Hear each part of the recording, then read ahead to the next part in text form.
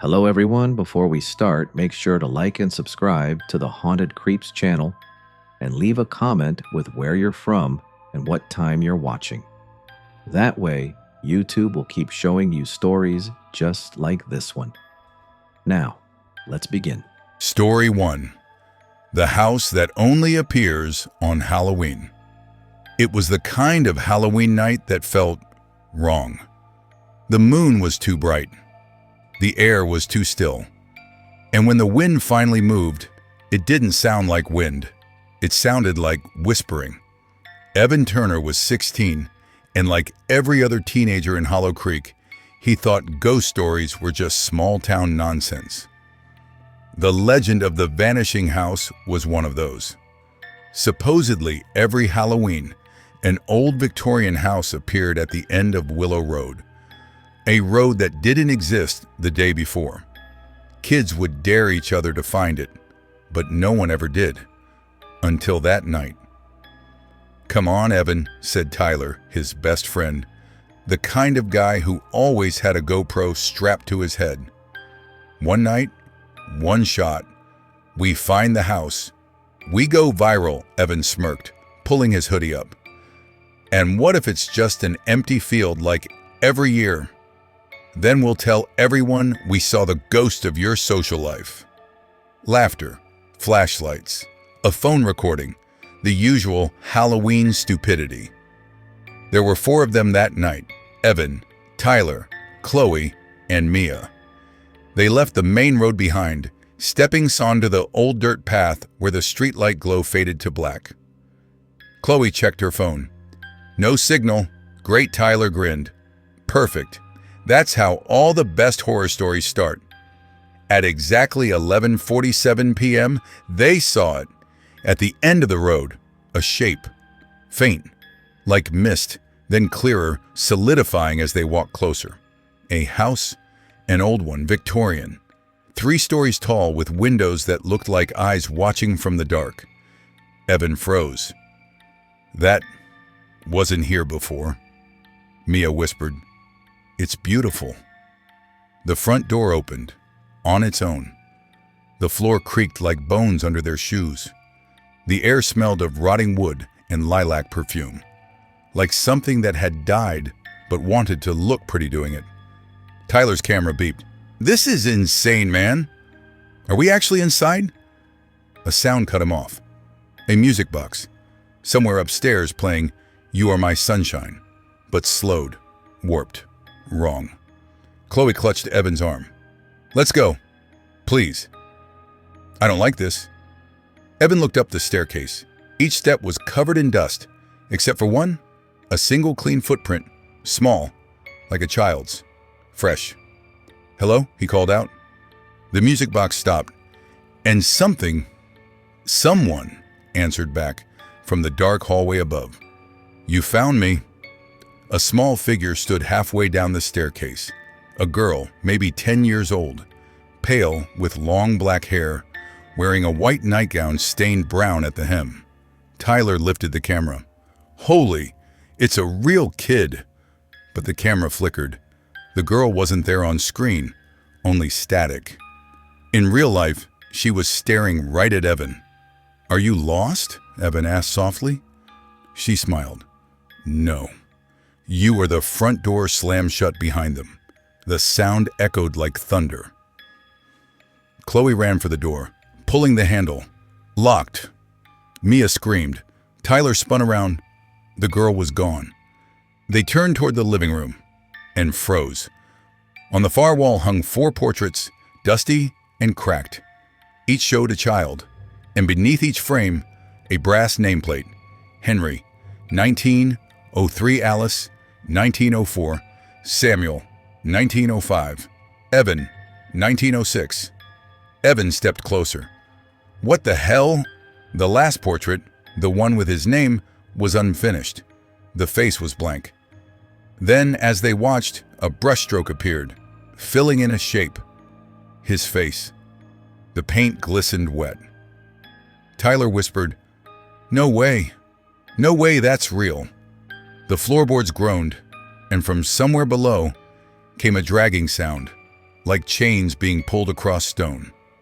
"The basement," Mia whispered. A door they hadn't noticed before stood open, leading down to pitch blackness. A cold wind poured out. "Don't," Chloe said. "Please." But Tyler was already walking down, camera in hand. This is content gold.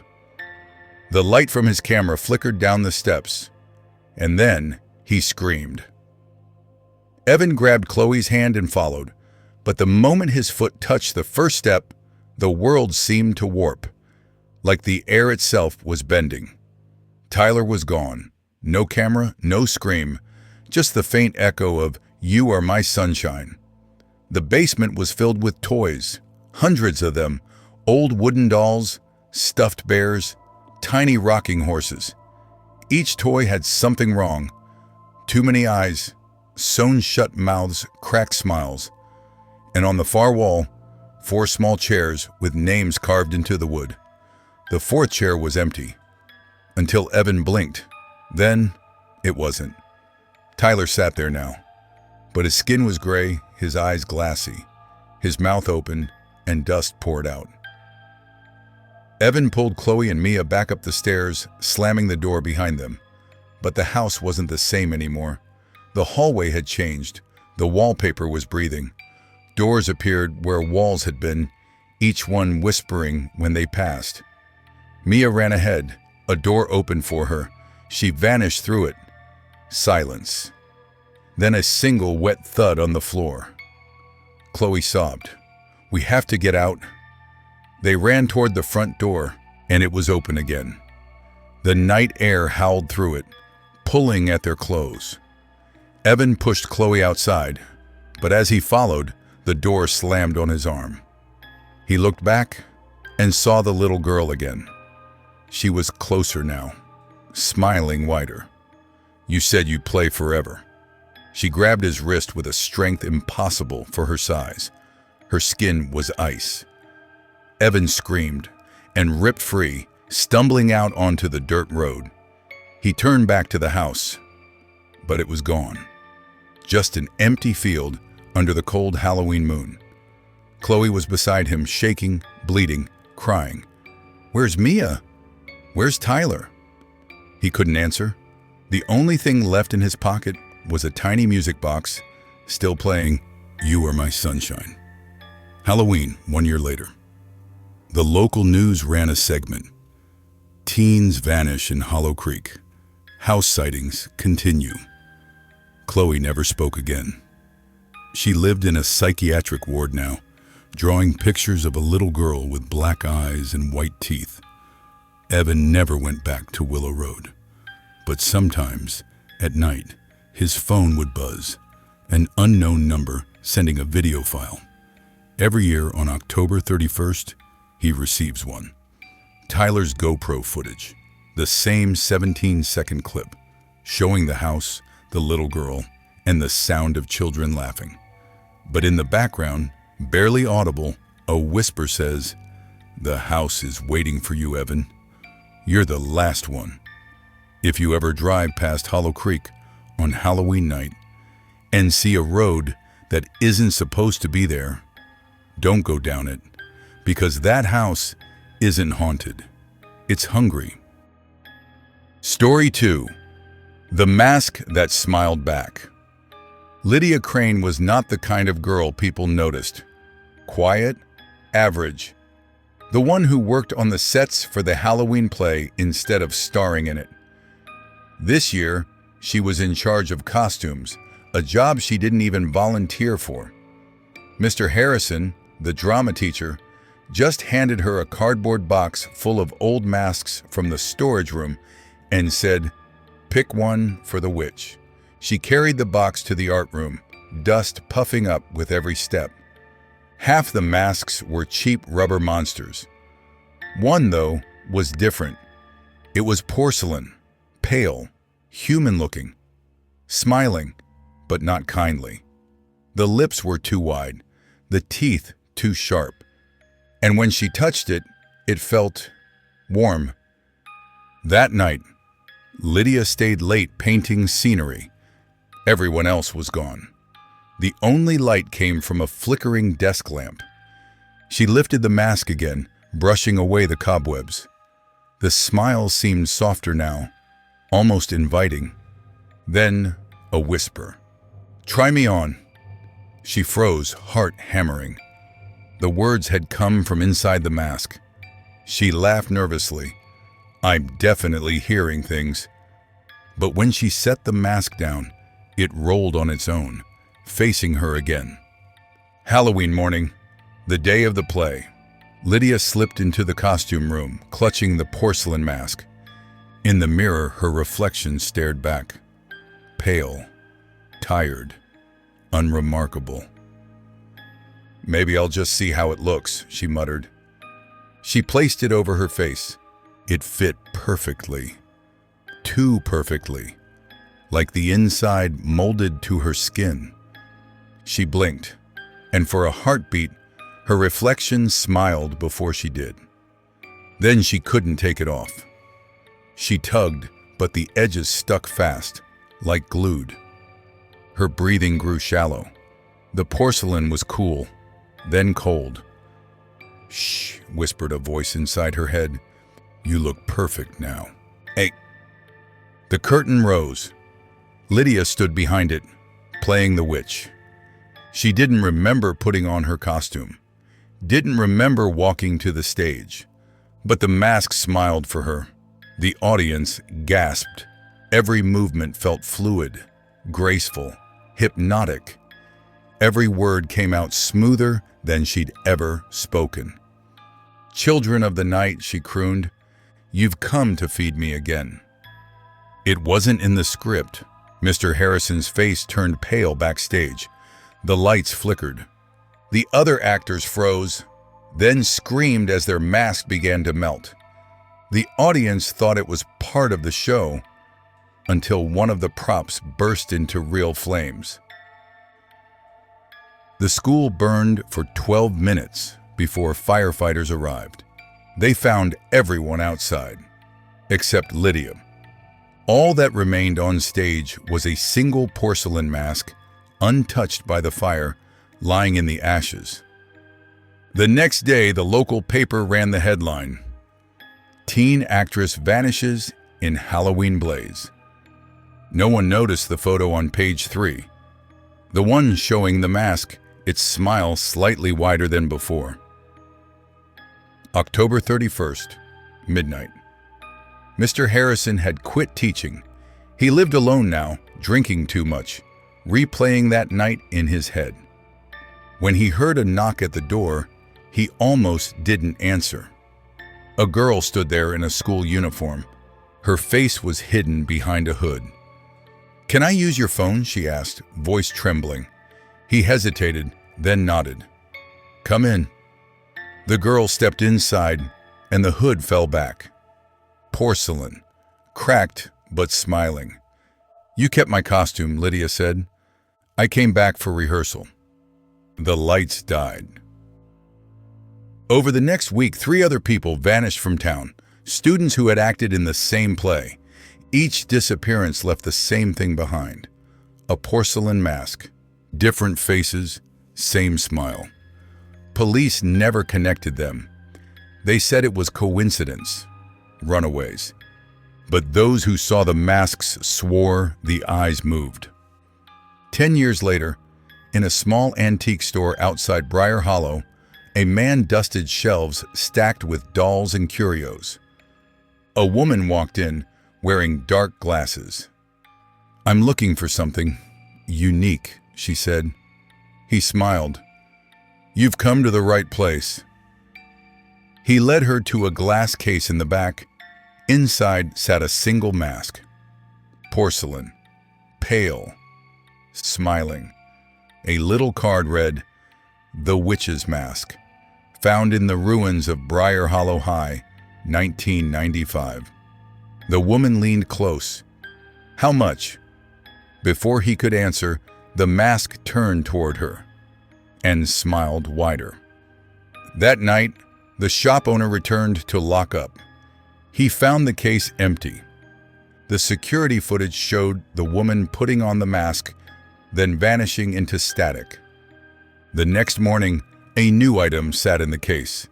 A second mask, identical, still warm to the touch.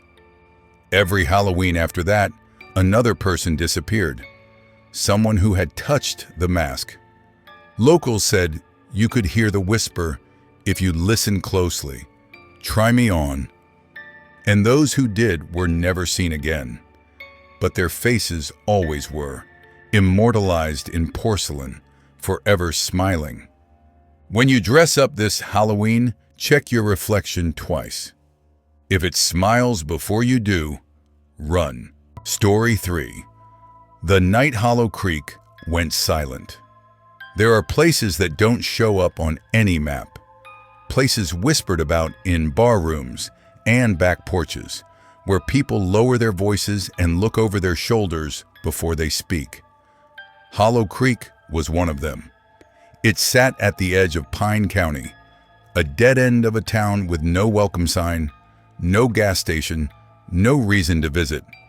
But every Halloween, a strange thing happened there. The dirt road leading into Hollow Creek filled with pumpkins. Dozens of them. Perfectly carved, glowing from the inside. No one knew who put them there. Locals called it the Pumpkin Road, and every October 31st, the people who lived nearby made sure to stay away after sunset, except this year. 17-year-old Abby Moore didn't believe in ghost stories. She was a senior, restless, ready to leave town. When her best friend Josh dared her to walk down Pumpkin Road before midnight, she rolled her eyes. "Fine," she said, "but you're coming with me." Josh grinned, flashlight in hand. "Deal." They set off just before 11, crunching through leaves under the cold orange glow of 1,000 jack-o'-lantern smiles. Each one carved differently, some goofy, some sinister, some too realistic, like the mouths were stretched from real screams. "Creepy," Josh muttered. "Looks like they're watching us." Abby kicked a pebble. "They're pumpkins, not ghosts." But as they walked deeper, the laughter of the wind faded, replaced by something else. A sound that didn't belong. A slow, wet dripping.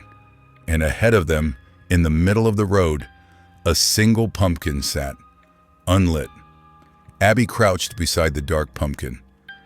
The carving was different. Not a face this time, but a name scratched into the skin. Elijah Croft. Josh frowned. "Who the hell is that?" Abby shrugged, brushing off the dirt.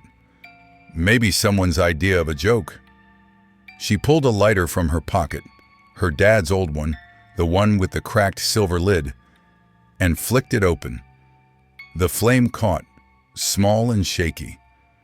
When she leaned in to light the candle inside the pumpkin, the smell hit her, rotting meat.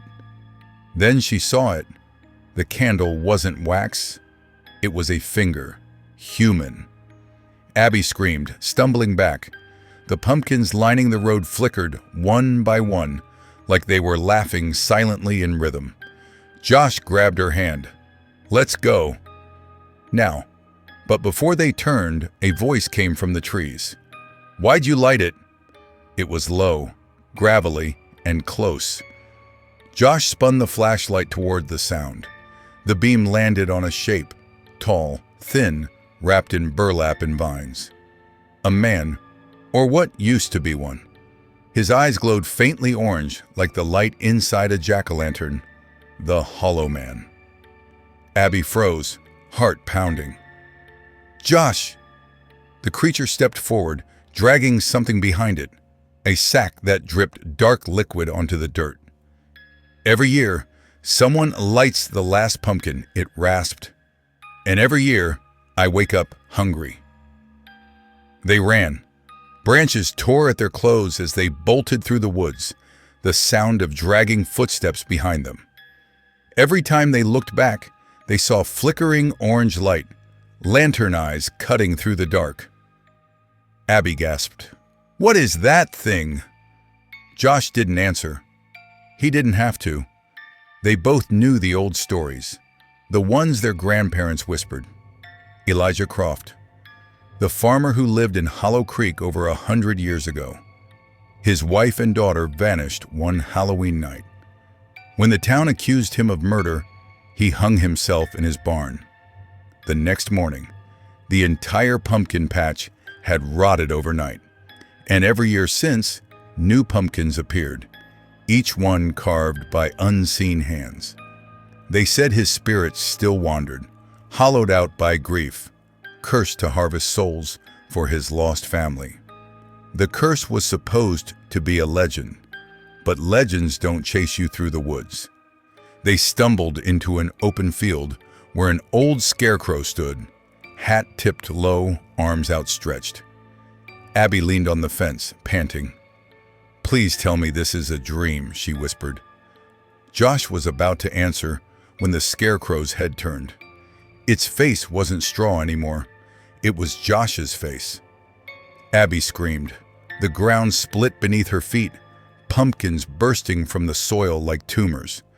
Their carved mouths opened and laughed, a sound that shook the air itself. And then everything went black. When Abby woke, the world was silent. She was lying in the middle of Main Street, Hollow Creek, or what was left of it. The houses were burned out husks, windows shattered, roofs caved in.